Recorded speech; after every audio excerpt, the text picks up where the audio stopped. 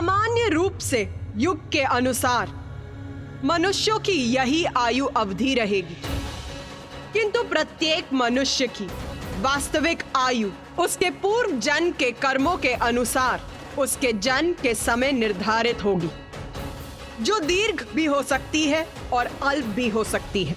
माता, मनुष्यों की मृत्यु के बाद उनका तन मिट जाएगा, किंतु आत्मा कहाँ जाएगी? मेरे भुवनेश्वरी स्वरूप में 14 लोकों की रचना की थी मैंने।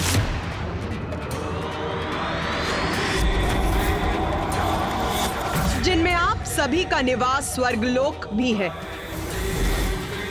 अब मैं अपने भैरवी स्वरूप में उस विशेष लोक की रचना करूंगी, जहां जीवन के उपरांत नश्वर शरीर के नष्ट हो जाने पर आत्माओं का वास होगा।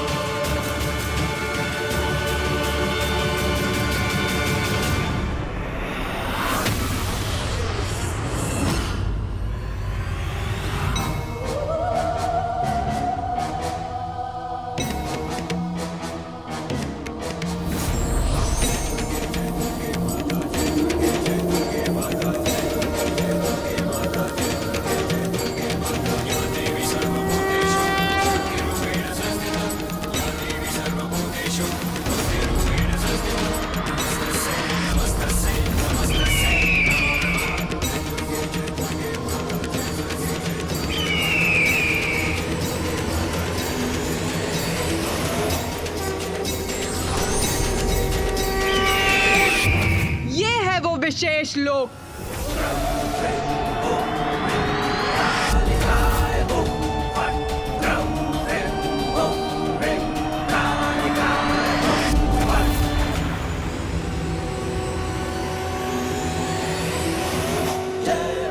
धर्म परायण और सदाचारी जीवों की आत्माओं को यहाँ स्वर्ग लोक के सुखों का अनुभव होगा, और जो दुराचारी और धर्म भ्रष्ट जीवों की आत्माएं होंगी, ये लोक उनके लिए नर्क के समान होगा।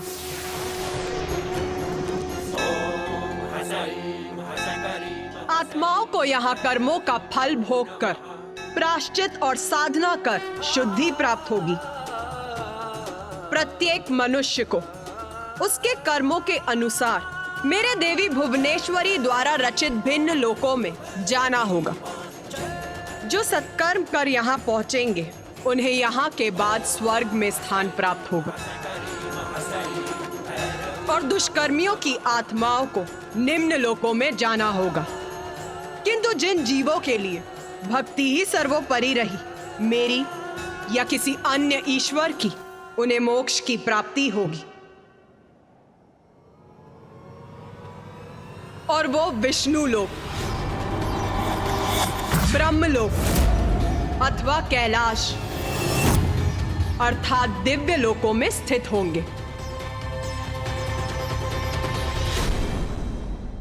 अद्भुत माता, जीवन और मृत्यु के चक्र को स्थापित करने हेतु प्रकृति के संतुलन को सुचारू रूप से बनाए रखने के लिए आपने अपने माता भैरवी स्वरूप में एक ऐसे लोक का निर्माण किया जहां मृत्यु के उपरांत आत्माओं का निवास हो।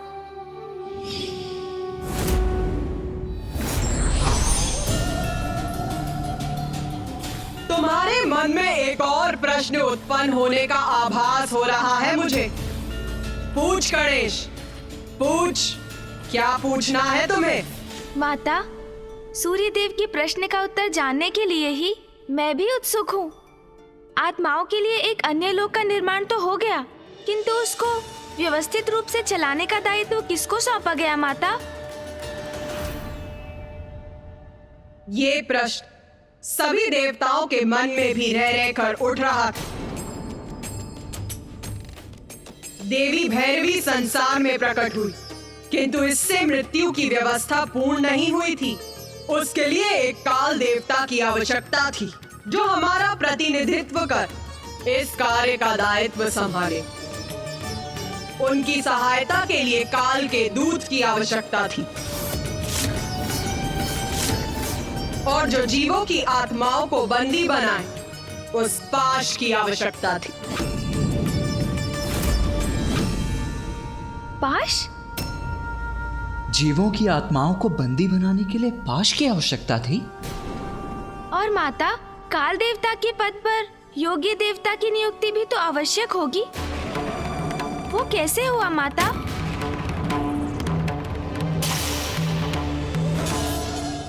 प्रश्न पूछ रहे हो तो उसका उत्तर पाने का धैर्य भी रखो। हमें क्षमा कीजिए माता। सर्वप्रथम ये प्रश्न सूर्यदेव के मन में भी उत्पन्न हुआ था, किंतु उन्हें कहा गया था कि इस प्रश्न का उत्तर उनसे ही जुड़ा हुआ था। उत्तर सूर्यदेव से जुड़ा था, अर्थात माता?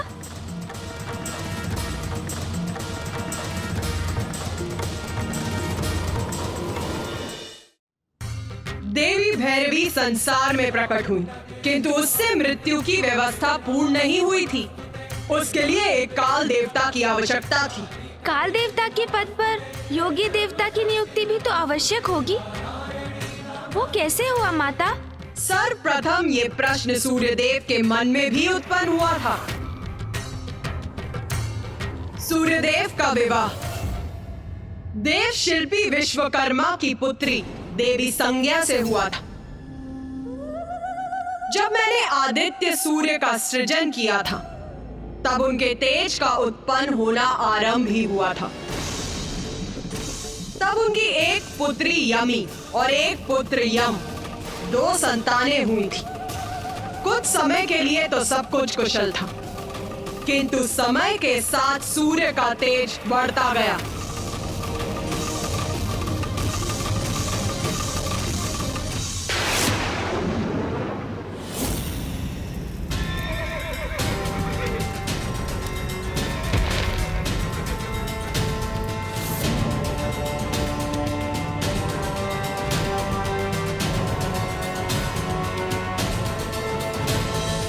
देवी संज्ञा, देवी संज्ञा कहाँ हैं आप? अरे आइए देवी संज्ञा। संज्ञा, अब तो पकड़ी जाओगी। संभवतः आंगन में होंगी। अरे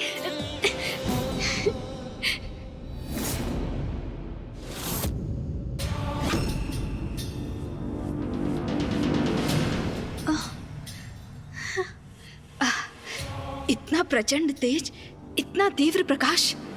ओह,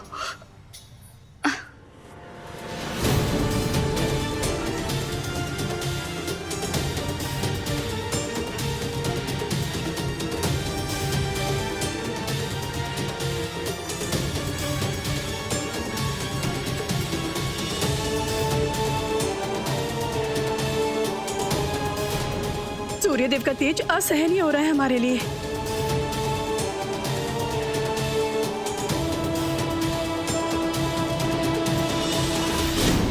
स्वामी, इस तीव्र ताप का यही अर्थ है कि स्वामी निकट हैं।